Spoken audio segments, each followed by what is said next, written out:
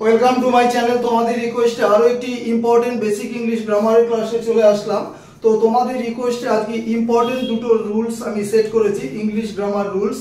দেখো, বেসিক ইংলিশে যদি তোমরা স্ট্রং না হও তাহলে কম্পিটিটিভ ইংলিশের কনসেপচুয়াল যে ক্লাসগুলো আমি দিচ্ছি বা দিয়েছি বা সামনের দিনগুলোতে দেব, সেখানে কিন্তু ক্লাসগুলো বোঝা তোমাদের পক্ষে মুশকিল হয়ে যাবে। ঠিক আছে, যতই তোমরা মডারেট বা অ্যাডভান্স লেভেলের ক্যান্ডিডেট হও না কেন। তো বেসিক ইংলিশের ক্লাস ভেরি ভেরি ইম্পর্টেন্ট। চলো স্ক্রিনশটের জন্য কয়েক সেকেন্ড সময় দিচ্ছি। ক্লাস শুরু করি। This is Sushant sir. Important দুটো রুলস। তো রুলস দুটো ডিসকাশন করার আগে আমার বোর্ডের ডান দিকে দেখো অ্যাড দেওয়া আছে। দুদিন হলো WBCS এর নিউ সিলেবাস পিএসসি পাবলিশ করেছে। সোশ্যাল মিডিয়ার যে প্রত্যেকে সিলেবাস দেখে নিয়েছো, তবু আমার যেহেতু আমি সম্পূর্ণ প্রফেশনাল, সেহেতু আমি তো আমার অ্যাডটা দিতেই পারি একটু। WBCS coaching online new syllabus, GS paper 1 পুরোটাই আমি পড়াবো। প্রিলিমসের কিন্তু বুঝে নেবে, মেন্সের গল্প এখনো অনেক দূর। ফেসবুকে আজকে সকালেই পোস্ট করেছি মেন্স, দেখবে পুরো সম্পূর্ণ সিলেবাস পোস্ট করা আছে। তো জিএস পেপার 1 সেটা সম্পূর্ণ আমি নিজে পড়াবো, আর জিএস পেপার 2 যেটা কম্প্রিহেনশন পার্ট ইংলিশ, সে পার্টটা অবশ্যই পড়াবো।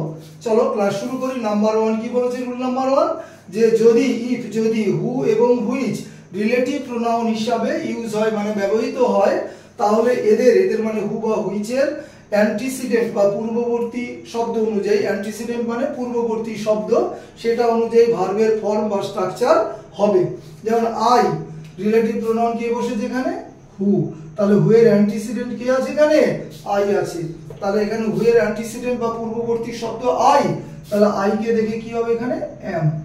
ঠিক আছে, যদি পাস্টে হয় তাহলে ওয়াজ হতো, তাই না? ক্রিকেটার প্লে হিয়ার, প্রত্যেকেই জানো, এরর কারেকশনে থাকবে। আর রুল নাম্বার 2 ভীষণ ইম্পর্টেন্ট, ডিরেকশন বোঝাতে বা তে বা প্রতি বোঝাতে ইন বা ইনটু দুটোই ব্যবহার করা হয়। কি লজিকটা? ভূখণ্ডের মধ্যে বোঝাতে ইন হবে, যেমন ভারতের মধ্যে কলকাতা, কলকাতার মধ্যে ভারত নয়, তাই না? তাহলে এক্সাম্পলটা দেখো, Kolkata is in the east of India, ভারতের পূর্ব দিকে অবস্থিত। কারণ দেখবে ম্যাপের ডান দিকে কলকাতা আছে, সবাই জানো, যেটা ওয়েস্ট বেঙ্গল বলি। তাহলে Kolkata is in the east of India, তাই তো? ওয়েস্ট বেঙ্গলের মধ্যে কলকাতা, কিন্তু ভারতবর্ষের মধ্যে তো বটেই। তাহলে আমি এখানে ভূখণ্ড ধরলাম ভারতবর্ষকে। ভারতের ম্যাপটা তুমি ভাবো, তাহলে ভারতের পূর্ব দিকে কলকাতা দিকে, বুঝে নাও। নেক্সট, ভূখণ্ডের বাইরে বোঝাতে কি হবে? ভূখণ্ডের বাইরে বোঝাতে টু। তাহলে ভূখণ্ডের মধ্যে বোঝাতে ইন, ভূখণ্ডের বাইরে বোঝাতে টু। দিকে দেখো ভালো করে, দিকে Sri Lanka is to the south of India, Sri Lanka ভারতবর্ষের দক্ষিণে অবস্থিত। দেখবে একদম নিচে ভারতের বাইরে, কারণ শ্রীলঙ্কা একটা ভূখণ্ড, অবশ্যই আলাদা দেশ, প্রতিবেশী রাষ্ট্র যাই বলি, শ্রীলঙ্কা কখনোই ভারতের মধ্যে নয়। তাহলে Sri Lanka is to the south of India, Sri Lanka হলো ভারতবর্ষের দক্ষিণ দিকে অবস্থিত। ঠিক আছে, সম্পূর্ণ ক্লাসটা বাংলায় বোঝালাম। পরবর্তী ক্লাস অবশ্যই কম্পিটিটিভ ইংলিশে দেব, সেট বা অন্য কিছু ইত্যাদি দেব। যা ক্লাস শেষ করলাম। Have a good day.